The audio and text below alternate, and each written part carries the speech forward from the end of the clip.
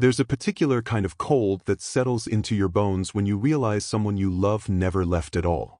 That every search party, every prayer vigil, every sleepless night spent wondering where they went, was all for nothing. Because they were right there. The entire time. Hidden in plain sight. In August of 2024, investigators stood inside a barn in rural Michigan, staring at a piece of farm equipment that had been sitting there for over 3 years. An anhydrous ammonia tank. The kind farmers used to store chemicals for their fields. Except this one had been welded shut. Repainted. Made to look like just another piece of machinery gathering dust. When they finally opened it, they found what her family had been searching for since April of 2021. Not chemicals. A mother of 5. Dee and Warner's family had spent 1,200 days in agony. Not knowing if she was alive. Not knowing if she was suffering. Not knowing if they'd ever see her again. Her daughter would later say that not knowing was worse than death itself. Because you can't grieve what you can't confirm. You can't bury hope when there's no body to bury. You just exist in this terrible limbo, where every phone call might be her, every stranger's face might be hers, every tomorrow might be the day she finally comes home. But Dee never came home. Because on the night of April 24, 2021, her husband made sure she never would. The last message anyone received from Dee's phone was sent at 10:52 p.m. that night. A single letter in response to a friend's concerned text. Just one character. That's it. But Dee never came home. Because on the night of April 24, 2021, her husband made sure she never would. The last message anyone received from Dee's phone was sent at 10:52 p.m. that night. A single letter in response to a friend's concerned text. Just one character. That's it. For anyone who knew Dee, that response was a scream in the darkness. She was talkative, expressive, the kind of person who sent paragraphs, not letters. She texted in full sentences with proper punctuation. She called when she was upset. She reached out. That single K was so unlike her that investigators would later call it her death certificate. The moment that text was sent, Dee and Warner stopped being a person and became a crime scene. I'm Brandon, and today we're going to walk through one of the most chilling cases of domestic violence and deception I've ever covered. This is the story of a woman who built a trucking empire from nothing, who was known throughout her farming community as generous, hardworking, and unstoppable, who was also trapped in a marriage so toxic that she told multiple people her husband might kill her. And they all believed her. Because they could see it too. Dee and Warner spent the last day of her life preparing to leave. She visited her children. She went to her daughter's soccer game. She got her eyelashes done at a salon where the esthetician found her crying so hard her eyes were swollen shut. She made plans for the following week. She scheduled another appointment. She did all the things someone does when they think they have a future. But that night, when she finally told her husband of 15 years that she wanted a divorce, he made a different decision. He decided that if he couldn't have her, no one would. And for 3 years, while her family begged the public for information, while they plastered missing person posters across the state, while they hired private investigators and pleaded with law enforcement, Dee was less than 4 miles away, sealed inside a tank on property her husband controlled. This is the story of how she got there, and how the man who promised to love and protect her became the person who erased her from existence. It starts on a Saturday morning in April, when a 52-year-old mother woke up with a secret burning in her chest. To understand what happened to Dee and Warner, you need to understand who she was before she became a victim. Because Dee wasn't just someone's wife. She wasn't just a mother, though she was fiercely proud of her 5 children.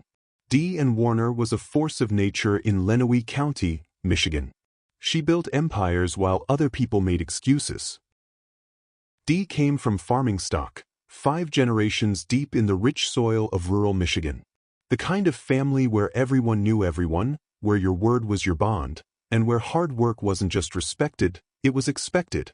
Born in 1968, Dee inherited that work ethic and multiplied it. By the time she was in her 40s, she'd created DDW Investments, a trucking company that she ran from converted barns on her property. What started as a small operation grew into a thriving business with multiple trucks, employees, and contracts spanning several states. People in the community knew Dee as the woman with the infectious smile. The one who'd help you out if you needed it. The entrepreneur who proved you didn't need a business degree or a fancy office to build something real. She was smart, capable, independent, everything a modern woman should be. But there was something most people didn't see. Behind that smile was a woman who felt like she was drowning. In 2006, Dee married Dale Warner. He was a local man, involved in farming and business ventures. On paper, they seemed like a good match, two hardworking people building a life together in the community they both knew. They blended their families, their businesses, their lives. And somewhere in those 15 years of marriage, something shifted. Dale didn't just want to be Dee's partner. He wanted to own her. By 2021, Dee and Warner was living two lives. There was the public Dee, the successful businesswoman, the devoted mother, the pillar of her community. The woman who showed up to her kids' events, who ran her company with precision, who never missed Sunday breakfast with her daughter. And then there was the private Dee, the woman who jumped when her phone rang, who explained away bruises, who installed special locks on her bedroom door, who told her children she was afraid of her own husband. The trucking business that Dee had built from nothing was supposed to be her legacy, her security, her proof that she could create something that would outlast her. Instead, it had become another chain binding her to Dale. Because over the years, Dale had systematically inserted himself into every aspect of DDW Investments. He controlled the finances. He made hiring decisions. He brought in employees who were loyal to him, not to Dee. And slowly, almost imperceptibly, Dee was being pushed out of her own company. By early 2021, Dee knew something had to change. She confided in her business manager, Stephanie, about her suspicions. Money was disappearing. Equipment was being moved without her authorization. Employees were making decisions that should have required her approval. Dale was spending recklessly while Dee worked multiple angles to keep the business afloat. And Todd Nank, an employee who'd been with them since the mid-2000s and now essentially ran the trucking operations, seemed to be working with Dale to undermine her at every turn. Dee felt like she was losing her mind. She'd built this company. She owned it. Her name was on the paperwork. But somehow, she'd lost control of it entirely. And when she tried to push back, when she questioned decisions or demanded answers, Dale would remind her, subtly at first, then more openly, who really held the power in their relationship. It wasn't her. So Dee started planning. Quietly, carefully. She talked to her adult children about signing over her portions of the business to them. She made comments about selling everything and starting over. She stopped pretending the marriage was salvageable. She was building an exit strategy. But what Dee didn't realize was that Dale was planning too. And his plan didn't include letting her walk away. April 24, 2021 started like any other Saturday. Dee had an appointment to get her eyelashes done. It should have been routine. But when she walked into that salon, her esthetician immediately knew something was terribly, terribly wrong. Kelly Jo Stacy knew something was wrong the moment Dee walked through the salon door. Dee's eyes were swollen and red, the kind of puffy that comes from hours of crying. She tried to hide it with sunglasses, but when she took them off, there was no mistaking the distress written across her face. This wasn't just a bad day. This was a woman in crisis. Dee apologized for her appearance as she sat down. She'd been fighting with Dale. The marriage was over. She couldn't do it anymore. And despite the tears, despite the obvious pain, Dee scheduled another appointment for the following week. She was planning for a future she would never see. After the salon, Dee spent the day visiting her adult children. She went to her daughter Amber's house where her son Zach was visiting. The moment Zach saw his mother, he knew. Her face was swollen from crying. She looked exhausted and defeated, but also resolved. She told them she was done with Dale. Done with the marriage. She was going to divorce him and sign over her business interests to Zach. She was finally getting out. But then she said something that would haunt her family forever. Dee told her daughter Rickley that she watched Dateline every night. Those crime shows about husbands who snap, wives who disappear. And she looked at her daughter and said, Dale could do something like that to me. Not would.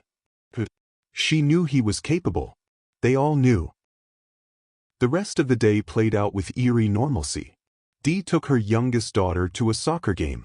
She cheered from the sidelines like any other mom. She texted her business manager about problems with Todd Nank and the company. She said she was hyperventilating, throwing up from stress, that she'd told Dale she wanted to sell everything. She was unraveling, but she was still functioning, still planning, still believing she had time to escape. That evening, the situation exploded.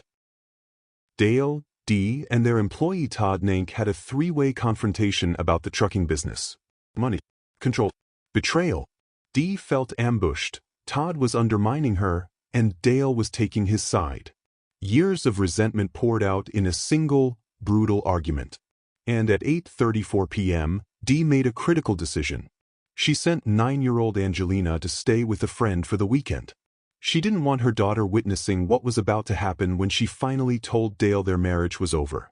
That decision may have saved Angelina's life, but it sealed Dee's fate. What happened in the Warner house over the next few hours would become the subject of intense investigation. Dale would later tell police it was the worst argument of his life. He claimed they fought about money and infidelity. He said Dee was upset, had a migraine, was emotionally volatile. But then, according to Dale's version, something miraculous happened. They reconciled. He said Dee calmed down, that he gave her a neck massage because she had chronic pain, that she fell asleep on the living room floor while he was massaging her, and he carried her to the couch. He said he went to bed, leaving his wife sleeping peacefully. It was a story that would fall apart under scrutiny. But by the time investigators could challenge it, the evidence had already been hidden. At 10:24 p.m., a friend sent Dee a text message. "How are you doing?" It was a simple question. The kind of check-in you send when you know someone's going through a hard time. For 29 minutes, there was silence. Dee and Warner, a woman known for being talkative, expressive, someone who texted in paragraphs and called when she was upset, didn't respond. 29 minutes passed.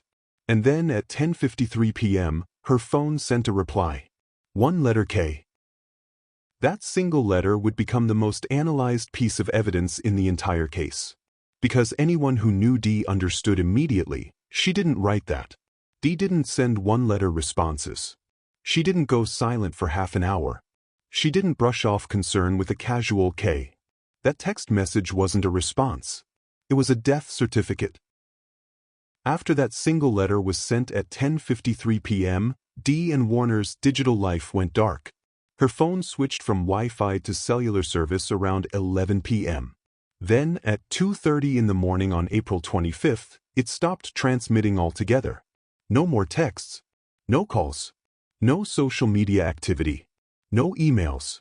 For a woman who ran a business from her phone, who was constantly in touch with her children, who lived her life online, this silence was deafening. But the silence had only just begun. Dawn broke over the Warner farm on Sunday morning, April 25, 2021. According to Dale, he woke up around 6 a.m. and found Dee still asleep on the couch, snoring peacefully. He said he texted her, got no response, and assumed she was still sleeping off the stress from the night before. So he left for work. Just another normal Sunday. Except nothing about this Sunday would be normal. And Dale's story about Dee sleeping peacefully on the couch? That was just the first of many lies he would tell about that morning. Around 9 a.m., Dee's daughter Rickley arrived at the family farm with her boyfriend and young daughter. This was their tradition, Sunday breakfast together. 3 generations gathering to share a meal and catch up on the week. It was something they did religiously, something Dee never missed. Rickley knocked on the door. No answer. She called out for her mother. Silence. The house felt wrong. Empty in a way it had never felt before. When Rickley finally found Dale on the property, what he did next sent chills down her spine. He approached her holding something in his hand. Dee's wedding ring. A $50,000 piece of jewelry that Dee wore every single day. The ring she never took off, not to shower, not to sleep, not for anything. Dale claimed he'd found it on his desk in the office. Said Dee must have left it there before she went away, but Rickley knew better. Her mother would never remove that ring. And if she was just going away for a few days, why would she leave behind something so valuable? Dale had a story ready. A detailed, elaborate story. He told Rickley and anyone else who asked that Dee had taken a travel bag, her purse, her phone, her curling iron, and hairspray. He suggested she might be staying with another man. Maybe she'd even left the country. He painted a picture of a woman who'd planned her departure, packed her things, and walked away from her life voluntarily. There was just one problem with this story. Both of Dee's vehicles were still on the property, one parked in the garage at home, another sitting at her office about 100 feet away. How exactly had she left? Dale had an answer for that too. He told Dee's children and later the police that Dee had a secret phone. One she used for activities she didn't want him to know about. He said she didn't know that he knew about this phone. Think about that statement for a moment. Dale was admitting he'd been spying on his wife, monitoring her activities, tracking her communications without her knowledge. He was describing his own controlling, surveillance-based behavior, but projecting it onto Dee as if she was the one with secrets. It was classic abuser manipulation. When Dee's son Zach arrived at the property later that morning to help search for his mother, Dale asked him something strange. "You really don't know where your mom is?" When Zach said he had no idea, Dale's reaction was notably calm, almost detached. This wasn't a man panicking about his missing wife. This wasn't someone frantically calling hospitals or organizing search parties. This was someone who already knew exactly where Dee was. And he knew she wasn't coming back. By Sunday evening, every electronic trace of Dee and Warner had ceased to exist. No phone activity. No credit card purchases. No bank withdrawals. No social media posts. Nothing. A woman who had been constantly connected to her business, her family, her life, had simply vanished. The last message anyone received from her phone was that single, haunting letter, K. But to understand why that text was so damning, you need to understand the prison Dee had been living in for years. Dee Warner's relationship with Dale Warner was marked by control, manipulation, and alleged abuse. For 15 years, Dee and Warner lived in a marriage that looked normal from the outside. To neighbors, they were just another farming couple running a successful business together. To the community, Dale seemed like a hardworking man supporting his wife's trucking empire. But behind the closed doors of their Franklin Township home, Dale was systematically dismantling Dee's autonomy, piece by piece. And by 2021, Dee had become what her own brother would later describe as an absolute poster child for what a battered woman looks like. In May preliminary hearing testimony, Dee Warner's daughter Ricklebach described her mother's marriage to Dale Warner as marked by frequent shouting, cursing, and physical displays of anger. But it was more than just yelling. According to Bach's testimony, Dale more than just yelled at Dee. He allegedly placed a tracking device on her car. Bach said at the preliminary hearing in May she was aware of Dale tracking Dee and that her mother showed her the device. Think about what that means. Dee was so controlled, so surveilled, that she couldn't even drive to the grocery store without Dale knowing exactly where she was, how long she stayed, and when she left. But it was more than just yelling. According to Bach's testimony, Dale more than just yelled at Dee. He allegedly placed a tracking device on her car. Bach said at the preliminary hearing in May she was aware of Dale tracking Dee and that her mother showed her the device. Think about what that means. Dee was so controlled, so surveilled, that she couldn't even drive to the grocery store without Dale knowing exactly where she was, how long she stayed, and when she left. The tracking device wasn't Dale's only surveillance tool. Dale allegedly asked a farm employee to buy a GPS tracker to put on Dee's car and to install surveillance cameras around their property, according to the lawsuit. Dale allegedly asked another employee to clone the contents of Dee's phone. He wanted access to everything: her location, her messages, her calls, her emails. Every aspect of Dee's life was monitored, recorded, controlled. He also controlled their finances, isolating Dee from making independent decisions. This is a textbook case of coercive control. Dale didn't just want to know where Dee was. He wanted her to know that he was always watching, that she could never escape his gaze. Dee's family suspects she was a victim of domestic violence, and her brother regrets siding with Dale in many of the couple's feuds.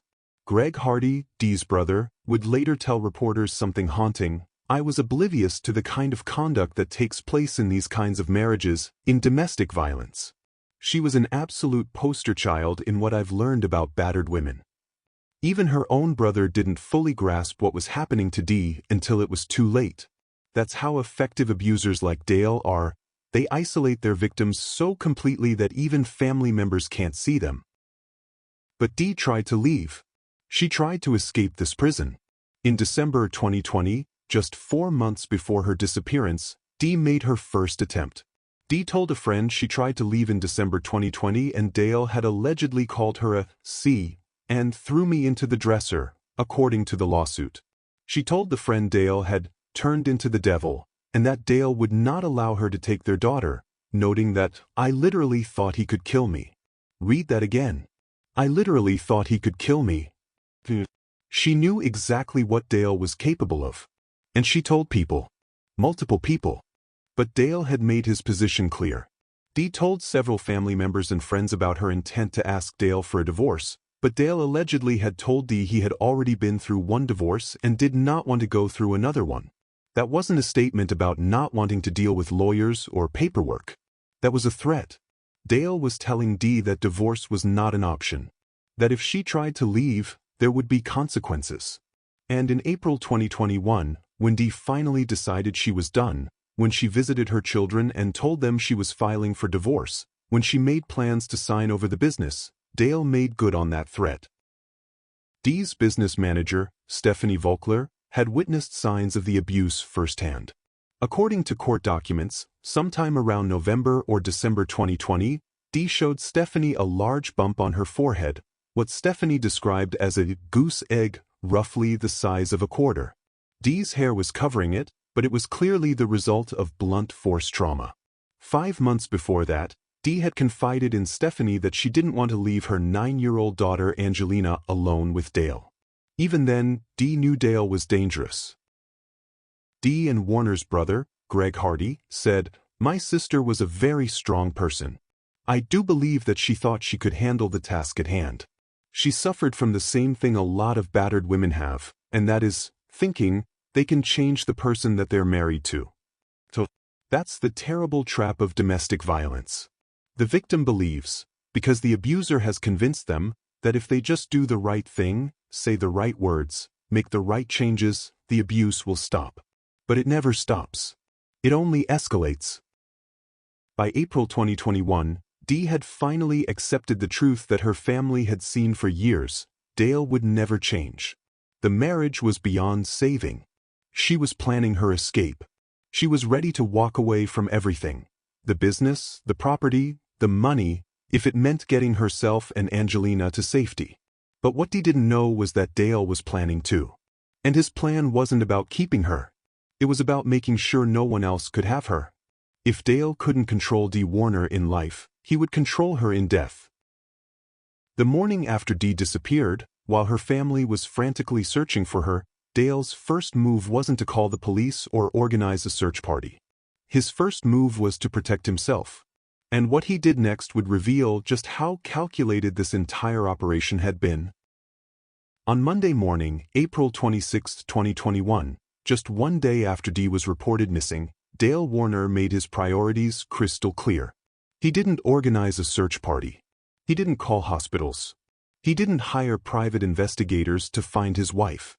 The Monday after the disappearance, Dale went shopping for a criminal defense attorney. Dale also called someone to get the password to the couple's security system at their home changed. Think about that. While Dee's family was frantically posting on social media, while her children were driving around looking for any sign of their mother, while friends were calling everyone they knew asking if anyone had seen Dee, Dale was protecting himself legally and restricting access to security footage that might show what really happened that night. But Dale's actions that Monday revealed something even more chilling. At no point over the weekend did Dale check on the couple's now 10-year-old daughter who had been staying with friends. His wife was missing. Their daughter was away from home. And Dale never once called to check on Angelina, never asked if she was okay, never even told her what was happening with her mother. What kind of father doesn't check on his child during a crisis? The kind who already knows his wife isn't coming back. A month prior to Dee's disappearance, according to private investigator Billy Little, Dale told people close to Dee that he was going to kill her. After Dee's disappearance, Dale said, "They'll never find her body," and karma, she got what she had coming. These weren't the words of a distraught husband hoping his wife would return safely. These were the words of a man who had already committed murder and was confident he'd gotten away with it.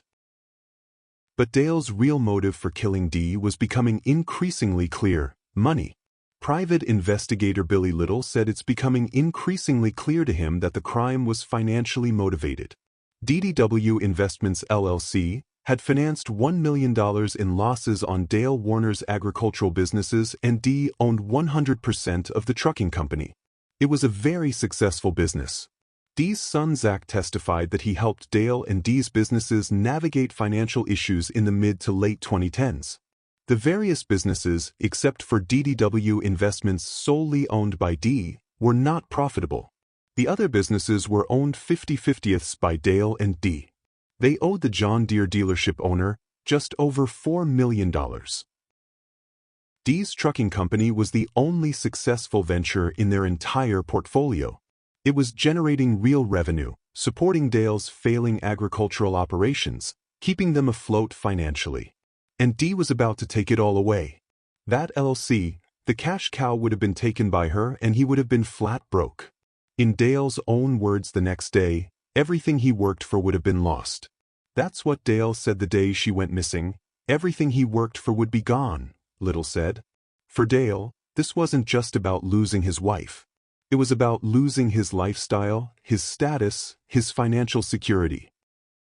If Dee divorced him and took DDW Investments, Dale would be left with nothing but debt.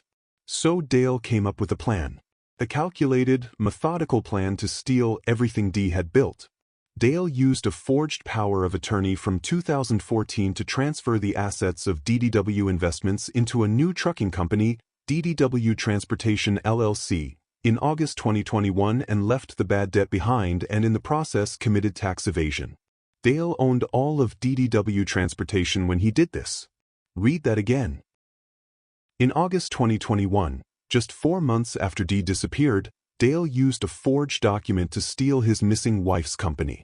He transferred all the profitable assets to a new LLC that he owned 100%, leaving DDW Investments with nothing but debt.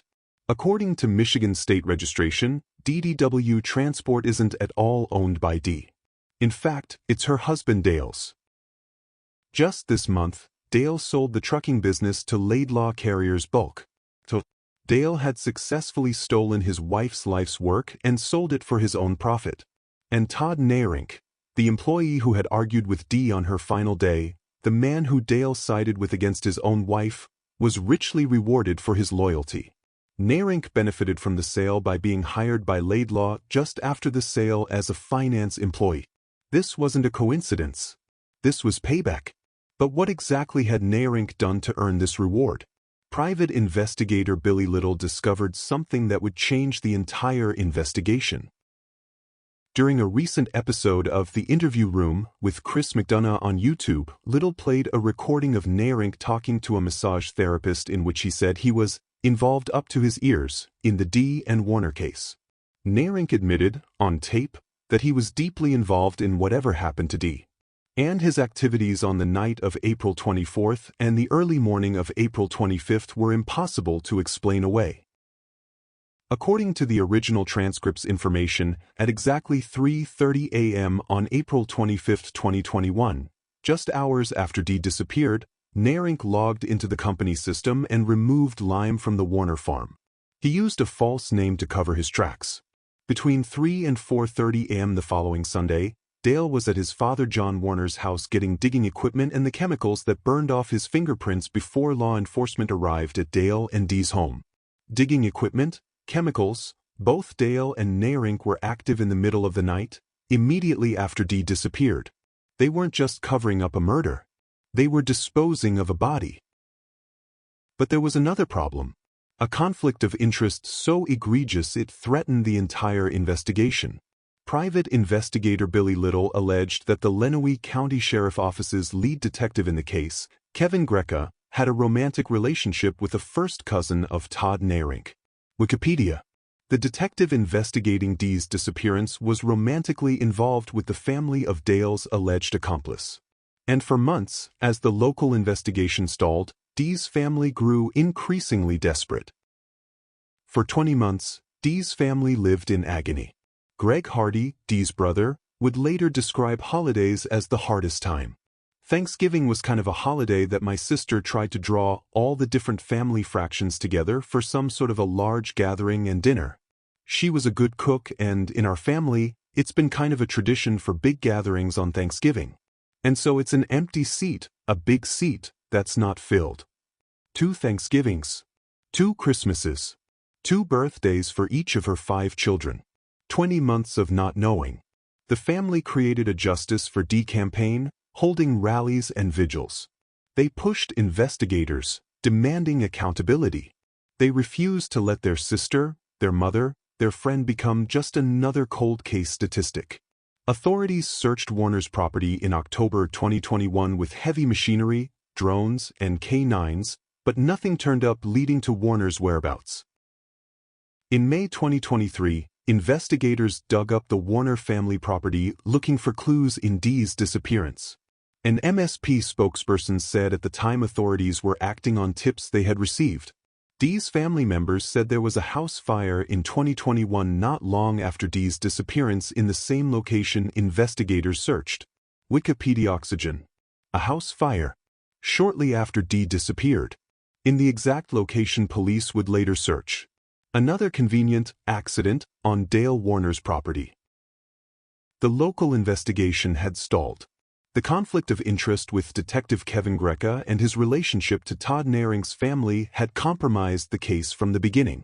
But in August 2023, everything changed. At the request of the Lenawee County Sheriff's Office, the Michigan State Police announced on August 9, 2023, that it was taking over the investigation of Dee's disappearance. Fresh eyes. No local connections. No conflicts of interest. The Michigan State Police 1st District Special Investigations Section took over, and within 3 months, they had what they needed. On Tuesday, November 21, 2023, Michigan State Police announced that Warner's husband had been arrested in connection with her death. Dale John Warner, 53, of Tipton, was taken into custody at his home. Troopers said the arrest was made after 1 year and 8 months of investigation. That search included hundreds of investigative hours by state police and Lenawee County prosecutors. 13 ABC. After 945 days of waiting, Dee's family finally got the news they'd been praying for. Dale Warner was in custody. He was arraigned Wednesday morning at 2A District Court in Lenawee County. Dale Warner is charged with open murder and tampering with evidence. His bond was set at $20 million. Dale Warner entered a not guilty plea for both charges. Dee's family, including her brother, Greg Hardy, were in the courtroom, sitting right behind the prosecution table. For the first time in over 2.5 years, they could look the man who killed their sister, their mother, directly in the eye. And he couldn't run, couldn't hide, couldn't manipulate his way out of this. Greg Hardy told reporters, "It's obviously a very large step forward, following a huge amount of time spent trying to push the process, trying to make the process accountable. And for the family, it is a big relief that all the stuff that we've believed in and have spoken of in rallies and in vigils for my sister, we've been open about it, and it's finally been basically brought to fruition because of the investigation coming to the very same conclusion." Dale Warner's attorney, Mary Chartier, responded, "We believe that a fair and objective review of the evidence, or more precisely the lack of evidence in this case, will show that Mr. Warner did not kill his wife. We intend to vigorously fight these charges on behalf of Mr. Warner." Lack of evidence. That's what the defense was banking on. Because at this point, Dee's body still hadn't been found. Working a no-body homicide brings on unique challenges, MSP Detective First Lieutenant Michael Dillon said. The detectives on this case have done a phenomenal job with the investigation and working collaboratively with the Lenawee County prosecutor. A no-body homicide is one of the most difficult cases to prosecute. Without physical remains, without a definitive cause of death, the prosecution would have to rely entirely on circumstantial evidence. Dale's lies, his financial crimes, his behavior, the pattern of abuse. But they didn't have Dee. Dale Warner had hidden his wife's body so well that even after extensive searches with cadaver dogs, ground-penetrating radar and excavation equipment, investigators couldn't find her. He thought he'd gotten away with it. He thought Dee would never be found. But he was wrong. 1,227 days. That's how long Dee and Warner's family waited for an answer. 3 years, 4 months, and 23 days of wondering, of searching, of hoping against hope that maybe, somehow, Dee had survived. 3 birthdays for each of her 5 children celebrated without their mother. 3 Thanksgivings with an empty chair at the table. 3 Christmases without her laugh, her cooking, her presents. Thanksgiving was kind of a holiday that my sister tried to draw all the different family fractions together for some sort of a large gathering and dinner, Greg Hardy said. She was a good cook, and in our family, it's been kind of a tradition for big gatherings on Thanksgiving. And so it's an empty seat, a big seat, that's not filled. But on August 17, 2024, everything changed. Michigan State Police executed a search warrant on a Warner property on Paragon Road in Tipton, approximately 4 miles from where Dee had lived and died. This wasn't the first time investigators had searched Warner properties. They had searched in October 2021 with heavy machinery, drones, and K9s. In May 2023, they dug up portions of the Warner family property acting on tips. But this time, they had new information. More specific intelligence about what to look for and where. A family spokesperson told investigators that human remains were found in a sealed tank meant for anhydrous ammonia, used in fertilizer for crops, on part of the Warner property. The chemicals weren't in the tank at the time of the discovery. The tank was sealed shut with a tag on it that said, "Do not use." Wikipedia. An anhydrous ammonia tank. A large metal container typically used for storing agricultural chemicals. But this tank contained no ammonia. It contained Dee and Warner. Greg Hardy said investigators showed family members an X-ray of the tank, showing a body inside of it. The image was haunting. After more than 3 years of searching thousands of acres of farmland, Dee had been right there, hidden in plain sight. The property belonged to Dale Warner, but it wasn't where Dee lived before her disappearance. It was about 4 miles from their home on Munger Road in Tipton. She'd been less than 10 minutes away from her family this entire time. While they posted missing person flyers, while they held vigils, while they begged the public for information, she was right there. Dee's nephew Parker Hardy recalled questioning Dale about what, in hindsight, he called suspicious behavior with an anhydrous ammonia tank just days after Dee's disappearance. "My father and I were the ones that originally saw Dale about 2 or 3 days after working on that very tank," Parker said. "It was always a weird thought to me why he was doing that. We questioned him. His exact statement to me was, when I kind of chuckled and said, 'What the heck are you doing with that tank? It looks like somebody had an accident. I thought it rolled off the cart and ended up in a pond or something.' He said, 'Oh, that rusty thing.'" Dale had been working on the tank that contained his wife's body, just days after she disappeared. And when family members questioned him about it, he brushed it off as routine maintenance. Dale hadn't just hidden Dee's body. He'd welded her inside a steel tomb, repainted it, branded it with his company logo, made it look like just another piece of farm equipment. And then he stored it with the other tanks, camouflaging it among the machinery. On August 21, 2024, officials confirmed the human remains found on the Warner property were Dee Warner. Her death was ruled a homicide. This conclusion of the medical examiner unequivocally saying he had a perfect match with the dental records, And so there was absolutely no doubt in his mind in signing a death certificate, with the identification of it being my sister, was such a reassuring event, said Greg Hardy. After 1,220 days of uncertainty, they finally had confirmation. Dee Warner was dead.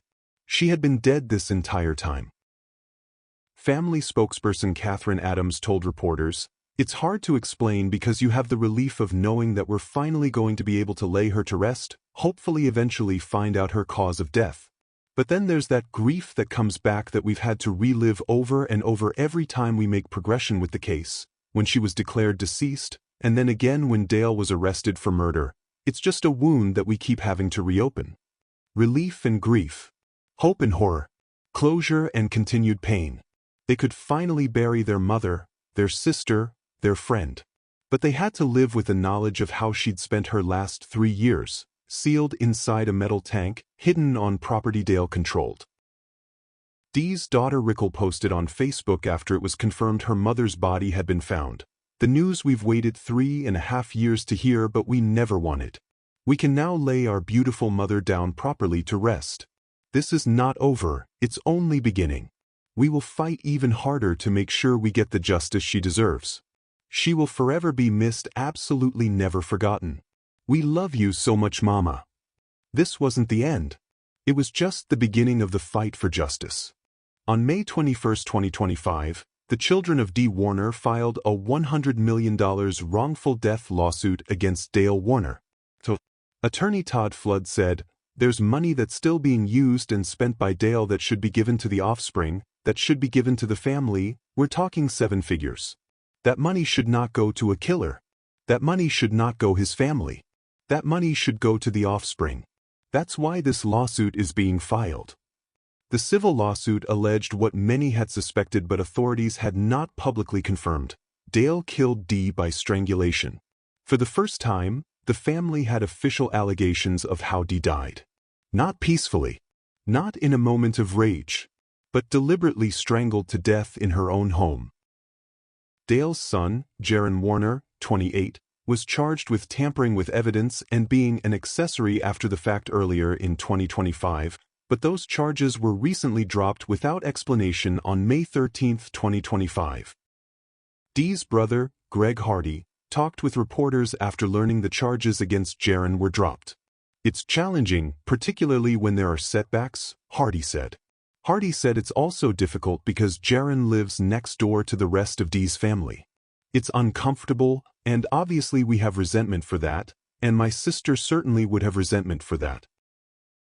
The dropped charges felt like a betrayal, but the family remained focused on the larger goal, convicting Dale. The trial was originally scheduled for September 2, 2025, but was rescheduled to begin on January 27, 2026, after Dale Warner's defense attorney, Mary Chartier, cited medical reasons for the delay. During a motion hearing on May 30, 2025, Judge Michael Alsaver ruled on several critical motions.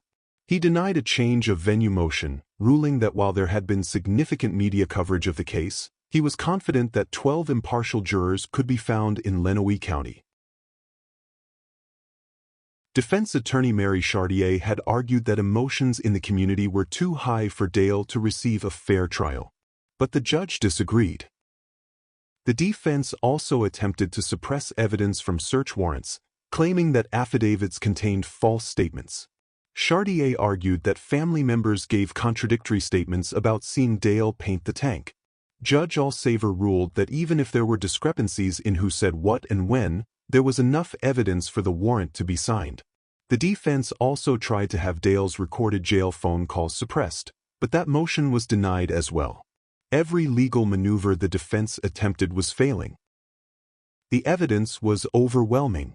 Catherine Adams, spokesperson for Dee's family and an admin of the Justice for Dee Facebook page, said, "The Justice for Dee group was created to find Dee, because at the time, we didn't know if she was dead or alive. It's always been about getting justice for Dee. Years later, her body has been found and there's civil and criminal cases, but our goal remains the same, to get justice, whatever that looks like." The Justice for Dee Facebook group has over 20,000 members from all over the world. What started as a desperate search for a missing woman had become a global movement demanding accountability for domestic violence victims. The case was featured on an episode of 48 Hours in February 2025. Dee's story was no longer just a local tragedy. It had become a cautionary tale about the dangers of coercive control, the warning signs of domestic violence, and the devastating consequences when those warnings are ignored. The trial is set to begin on January 27, 2026. Dee Warner will face a jury of his peers and answer for what he did on the night of April 24, 2021. This has been the story of Dee Warner, a woman who deserved better than the life she was given, a woman whose death should never have happened, a woman whose legacy will be justice, not just for her, but for every victim of domestic violence who feels trapped, helpless, and afraid. If you have any information about this case, please contact the Michigan State Police at 8556424847. Dee Warner's trial begins January 27, 2026. We will be watching. Justice for Dee. Remember to like, share, and subscribe for our next crime story.